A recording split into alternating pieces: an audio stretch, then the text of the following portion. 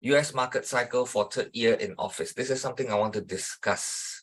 And I think it's important for everybody to know a bit about cycle analysis. And I'm going to start that with the US stock market.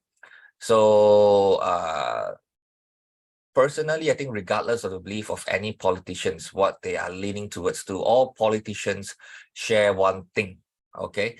No matter which country they come from, to remain in power, or at the very least for their party to stay in power. Okay, that is their main focus, to remain in power. Because that's the only way they can continue with their policies or their beliefs and fight for it. Okay, so this is my belief in it, and they're going to do their best, whatever they think is right, to stay in power. So according to the Stock Traders Almanac, okay, if you subscribe to this book, which is issued every year, the founder Yale Hirsch first observed the phenomenon of third-year US presidents in office. This is a very interesting observation, and I'd like to share with you all. Now, in his observations, he reported that the most bullish time of the US stock market will be the third year in office. And the logic is very simple. The ruling president or party will do all they can to keep themselves or their party in power for the next elections. Now, the bullish pattern which Hirsch first observed has not changed in the last 50 years and expected to continue in this very cycle. Okay. And we have observed so far the strong recovery from the bottom of the US stock market to the point where it's recovered from the bottom by 27.4%. Now, technically, any number above 20% would signify a technical recovery of the stock market after registering a bottom. That's the reason why you are seeing a lot of news coming out already, saying that, hey, the market has recovered and all this stuff. It is a far cry from a few months ago. They're saying the market is still going down the dumps and everything. Now they change, because everything is based on the stats. The moment it passes the 20% mark, that's it. Okay.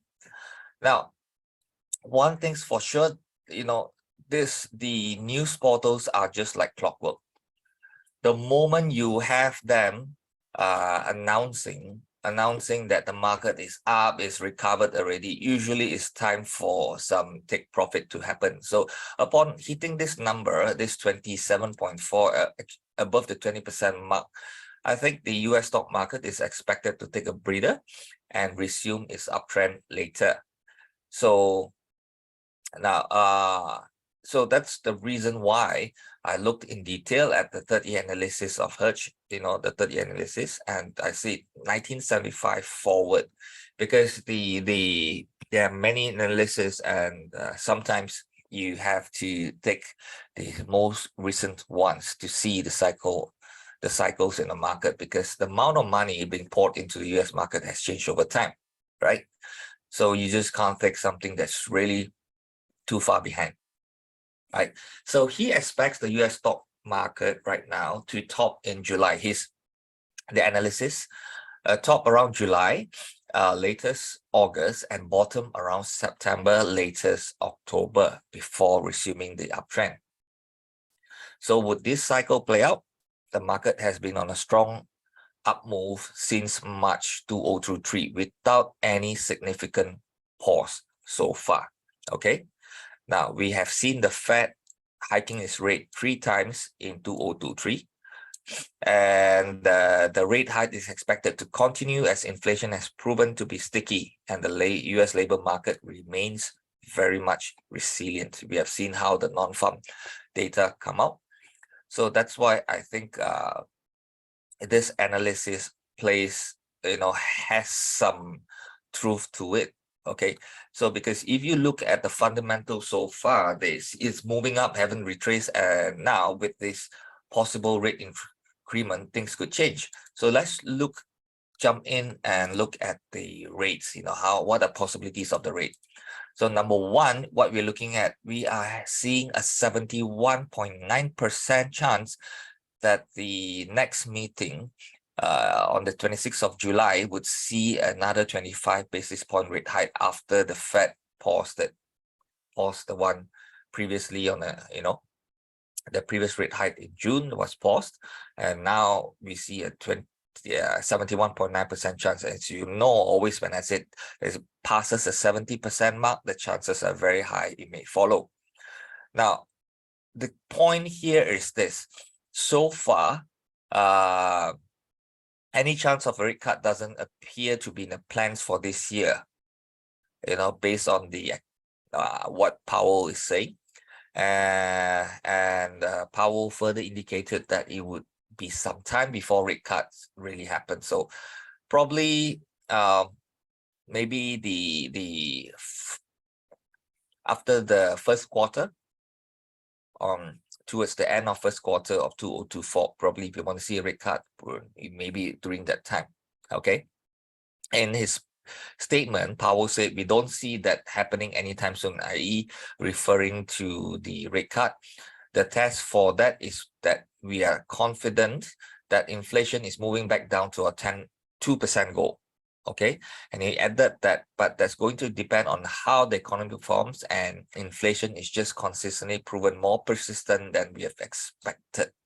Now, this is something that we have seen so far, and it's not just a situation just happening in the US, it's happening around the world too. Now, further rate hikes would actually add cost, to business and consumers as well. So we have seen that there's this possibility of the rate hike, and if you add that, it's going to be stress. And the moment both business and consumers cut on their spending, stock price would drop. So if they were to add more pressure in July, increase more, this is going to happen. That's why I said this, whatever the fundamentals so far, is gelling with the research that Hearst has produced and his team, So the timing of the possible rate hike would gel, right? So with this, and that's why I said temporarily the market pause is rally in July. Okay. And there's also talk about the US market going into a recession, while the possibility remains high if the inverted yield curve signal of an impending recession is to be believed. We may see the recession coming only in 2024. And that's the reason why I think, probably Q1 is the one that we have to look at. Now, I'm a great believer on cycles also, so that's why I looked into various cycle analysts, and one of those people that I do follow is Larry Williams, and he introduced this decennial pattern cycle. Okay, and he said the market is expected to rally this year and top around Q1 of 2024 and move into a bull cycle again quarter 2 or 3 in 2024. So this is something quite interesting. Okay, so probably quarter 1 is it the market announced the recession, if they believe there will be one coming in as what many anticipate. Then the quarter 1 will come down, then quarter 2 and 3 would be the beginning of a bull cycle once again after, so they finish all this correction and whatnot. So definitely that's interesting, right?